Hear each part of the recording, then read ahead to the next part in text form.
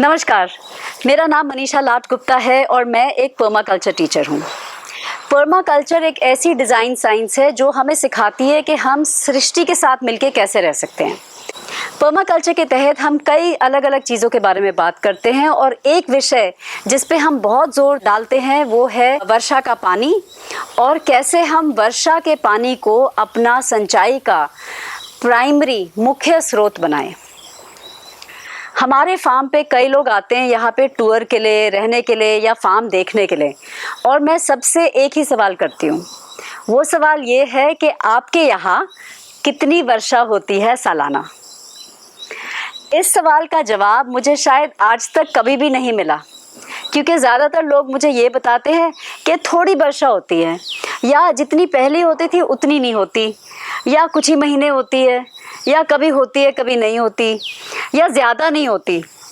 पर कोई भी मुझे इसके लिए एक नंबर नहीं दे पाता। जो हमारी वर्षा होती है उसका हम एक नाप करते हैं।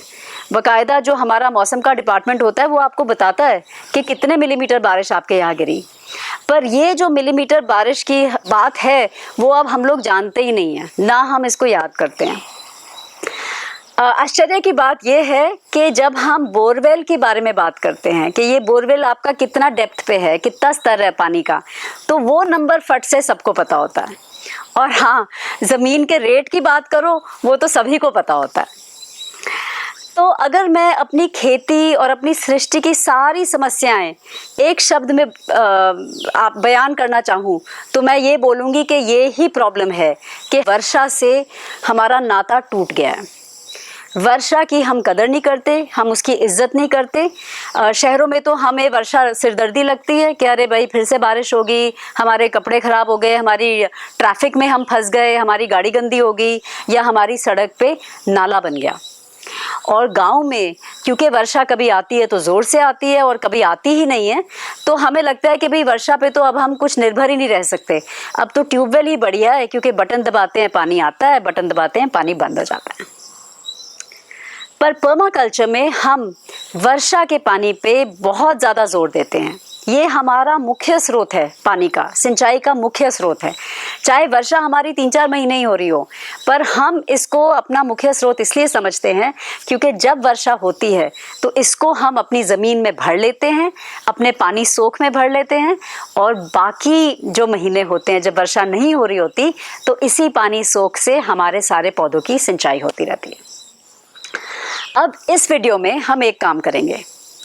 आप अपने गांव या ज़िला या शहर जहां भी आप रहते हैं उसमें कितनी वर्षा गिरती है सालाना, ये नंबर आप ढूंढिए।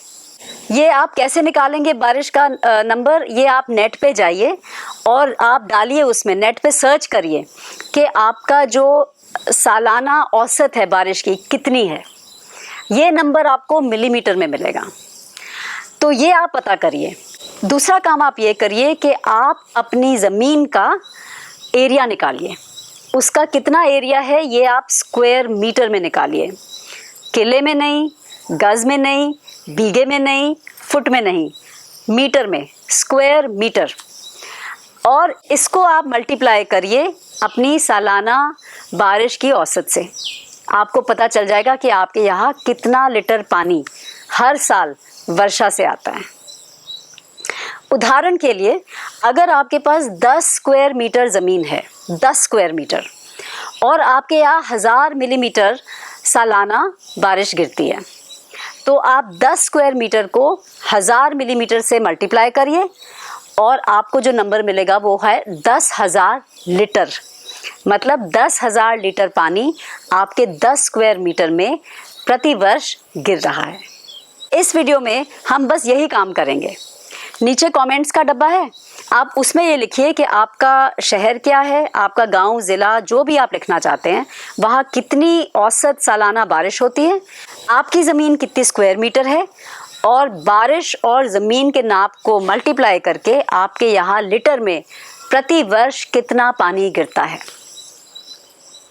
पहला कमेंट मेरा होगा, मैं आपको बताऊंगी कि मेरे यहाँ कितना पानी गिरता है, और बाकी सारे कमेंट आपके हैं।